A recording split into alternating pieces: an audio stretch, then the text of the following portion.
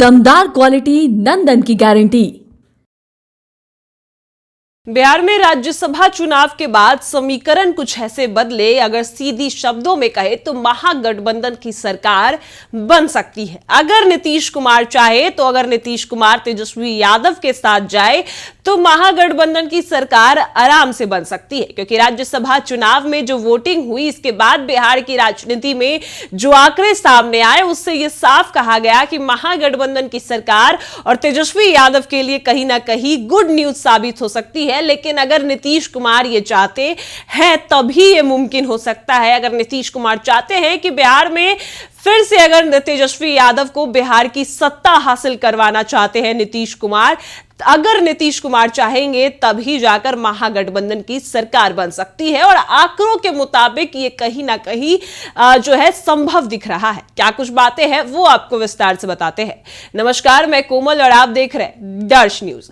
देखिए, बिहार की राजनीति में कब क्या हो जाए ये कोई नहीं जानता। अचानक से नीतीश कुमार ने सत्ता परिवर्तन का फैसला लिया, तो कहीं अगर नीतीश कुमार ये फैसला लेते हैं कि वो महागठबंधन के साथ जाते हैं तो महागठबंधन की सरकार आराम से बन सकती है, क्योंकि जो 16 मार्च को राज्यसभा चुनाव हुए, जो वोटिंग हुई, इसके बाद जो आंकड़ों का समीकरण है वो पूरी तरीके से बदल चुका है। क्योंकि अगर पहले हम आपको बता दें कि एनडीए इस बार भारी बहुमत से जीत हासिल करती नजर आई।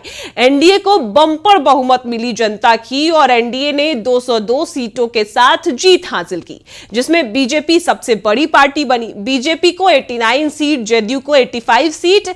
वहीं अगर बात करें चिराग पासवान की पार्टी एलजेपीआर को 19 सीट, वहीं जीतन राम मांझी और उपेंद्र कुशवाहा की पार्टी को 4 और 5 सीट मिले। लेकिन ऐसे में सबसे बड़ी बात यह है कि एनडीए काफी बड़ी बहुमत के साथ जीत हासिल करती नजर आई। एनडीए को 202 सीट मिली और बीजेपी सबसे ऊपर, उसके बाद जेडीयू और तीसरे नंबर पर चिराग पासवान की पार्टी एलजेपीआर रही। तो इस बीच अगर आपको बता दें कि चौथे नंबर पर जीतन राम मांझी की पार्टी रही और इसके बाद उपेंद्र कुशवाहा की पार्टी रही 4 सीटों के साथ। लेकिन महागठबंधन की बात करें तो महागठबंधन को बिहार विधानसभा चुनाव में आरजेडी को 25 सीट मिले, कांग्रेस को 6 सीट मिले, लेफ्ट को 3 और आईपी गुप्ता को 1 सीट मिले। लेकिन 2025 की शुरुआत में जो अलग पार्टियां थी, जो किसी के साथ गठबंधन में नहीं थी, वो एआईएमआईएम असदुद्दीन ओवैसी की पार्टी को 5 और बीएसपी को 1 सीट मिले थे, जो कि अकेले विधायक है उनको 1 सीट मिली। लेकिन राज्यसभा चुनाव के दिन जो नए समीकरण बने उसमें हम अगर आपको बताएं कि 16 मार्च को जो समीकरण बदले, राज्यसभा चुनाव के दिन कांग्रेस के 3 विधायक नहीं आए और आरजेडी के 1 विधायक ने वोट नहीं किया।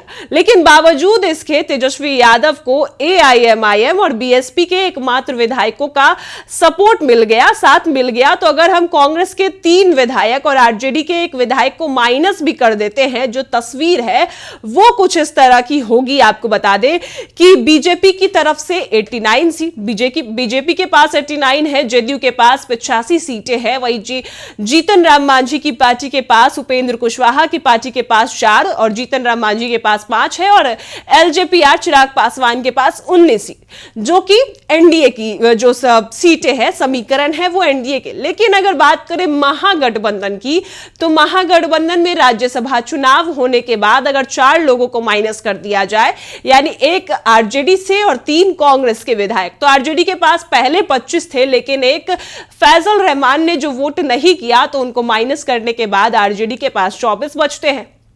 कांग्रेस के 6 विधायक जीत हासिल करते नजर आए थे, तो कांग्रेस के 3 विधायकों ने जो है वोट नहीं किया राज्यसभा चुनाव में, तो कांग्रेस के सिर्फ 3 विधायकों को हम रखते हैं। लेकिन वही कांग्रेस के 3 विधायक, आरजेडी के 24 और इसके बाद आईपी गुप्ता बीएसपी के 2 विधायक हो गए, एक मिलाकर, और एआईएमआईएम के 5 विधायक। तो अगर इन सभी को मिला दे और लेफ्ट के जो 3 विधायक हैं उन सभी को मिला दे, तो महागठबंधन के कुल 38 विधायक हो जाएंगे, 38 सीटें महागठबंधन की हो जाएंगी।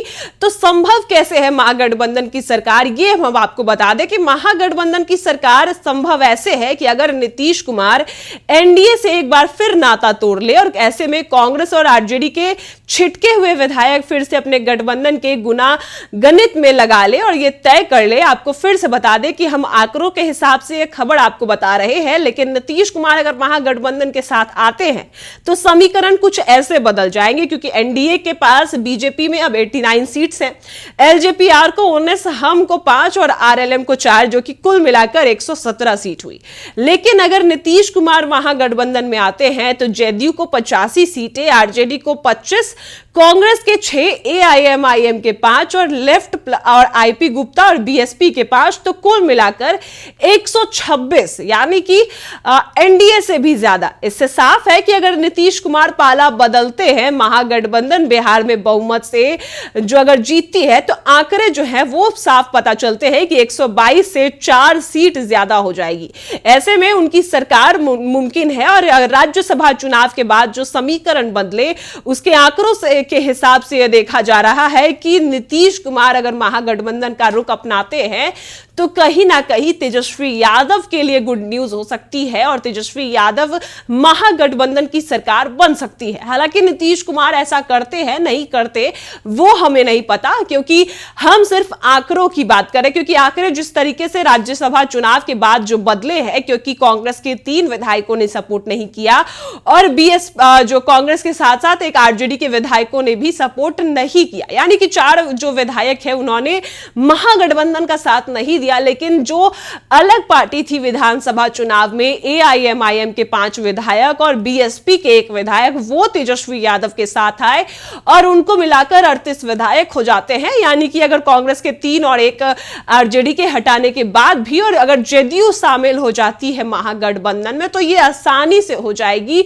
महागठबंधन की सरकार और फिर से बिहार में जो बिहार की सत्ता है वो तेजस्वी यादव के हासिल कर सकते हैं, अगर ऐसा कुछ होता है। क्योंकि आंकड़े ये साफ बता रहे हैं कि नीतीश कुमार की पार्टी जेडीयू दूसरे नंबर की पार्टी है और अगर जेडीयू महागठबंधन के साथ जाती है तो अभी महागठबंधन को एआईएमआईएम का भी सपोर्ट है, बीएसपी के 1 अकेले विधायक का भी सपोर्ट है और कांग्रेस के जो 3 नाराज विधायक है जिन्होंने वोट नहीं किया, बाकी विधायक है, अगर वो भी साथ दे देते हैं तो 122 से 4 सीट ज्यादा जो है वो महागठबंधन के पास होगी। तो ऐसे में महागठबंधन को आराम से सरकार बनाना उनके लिए आसान हो जाएगा। और नीतीश कुमार जो जिस तरीके से अभी बिहार की राजनीति कर रहे हैं लगातार, वो ये कहते हैं कि पिछले सरकार ने कुछ काम नहीं किया, लेकिन कहीं ना कहीं उनके मन से देखा जाए तो तेजस्वी और लालू प्रसाद यादव नहीं जाते तो कहीं ना कहीं नीतीश कुमार अब बिहार की राजनीति छोड़ रहे हैं। तो इस बीच जो चर्चाएं चल रही है कि नीतीश कुमार को भाजपा कुछ भी नहीं देने वाली, ना गृह विभाग देने वाली, अब सीएम की कुर्सी भी उनके हाथ में चली जाएगी। तो अगर नीतीश कुमार के मन मुताबिक कोई काम नहीं होता है तो नीतीश कुमार पाला बदलते हैं तो आंकड़ों के हिसाब से महागठबंधन की सरकार आराम से बन सकती है। अब आपकी क्या राय है वो हमें कमेंट में जरूर बताएं और देखते रहे दर्श न्यूज।